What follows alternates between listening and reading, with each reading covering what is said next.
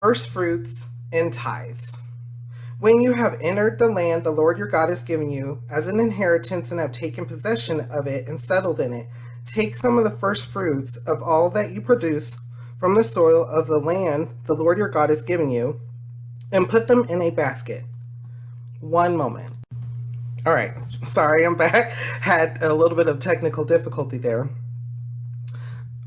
So we're continued. Then go to the place the Lord your God will choose as a dwelling for his name, and say to the priest in office at the time, I declare today to the Lord your God that I have come to the land the Lord swore to our forefathers to give us. The priest shall take the basket from your hands and set it down in front of the altar of the Lord your God.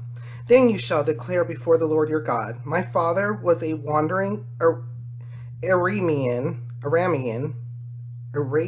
I think it is, and he went down into Egypt with a few people and lived there and became a great nation, powerful and numerous.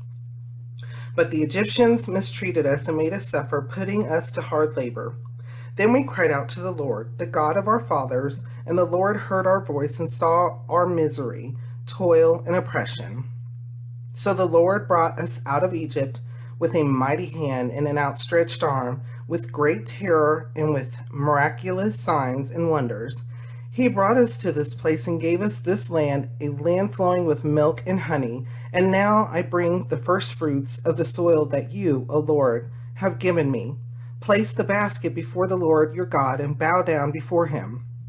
And you and the Levites and the aliens among you shall rejoice in all the good things the Lord your God has given to you in your household.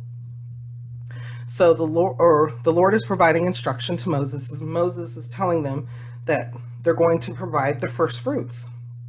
And why not? The Lord is providing the promised land to them.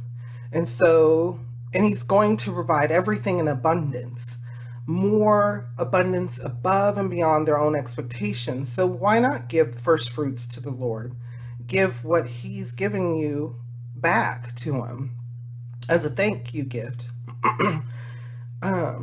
Do we do that today? You come across some economy. You come across something extremely beneficial to you. Do you stop and thank the Lord that has happened to you?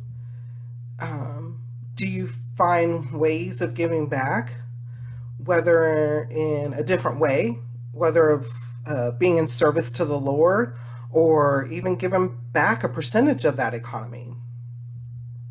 Those are things to think about in our lives. I know I think about that as well. I know when it comes to a lot of churches and different portions of the church and religious religion, when it comes to Christianity, I know a lot of them expect a certain amount because certain amounts are prescribed or talked about in the Bible. When it comes to, for instance, a tenth of your income, and that is talked about in the Bible, but it's discussed in a certain way.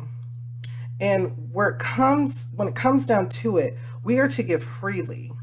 That's what it's repeated and said throughout the Bible.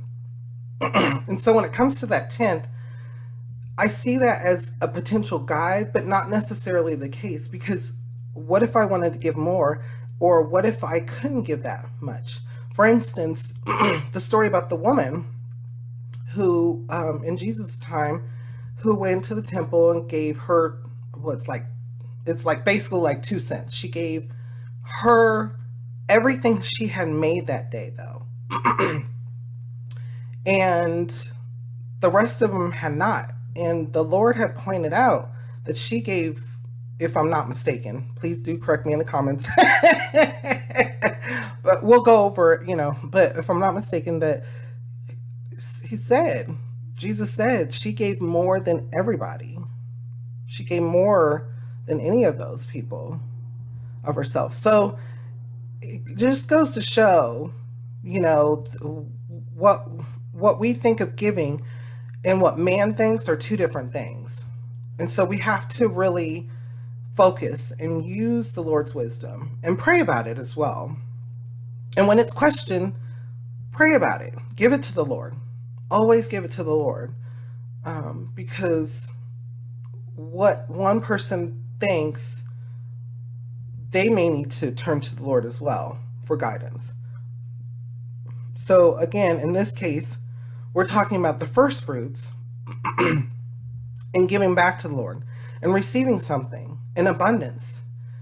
And when we do receive things, because all good things come from above, they come from the Lord, are we too focused, or are we too distracted by those earthly things, or do we actually think about the Lord? Do we bring the Lord into that situation, that happiness? Something to think about. How does it make you feel, and what does it make you think?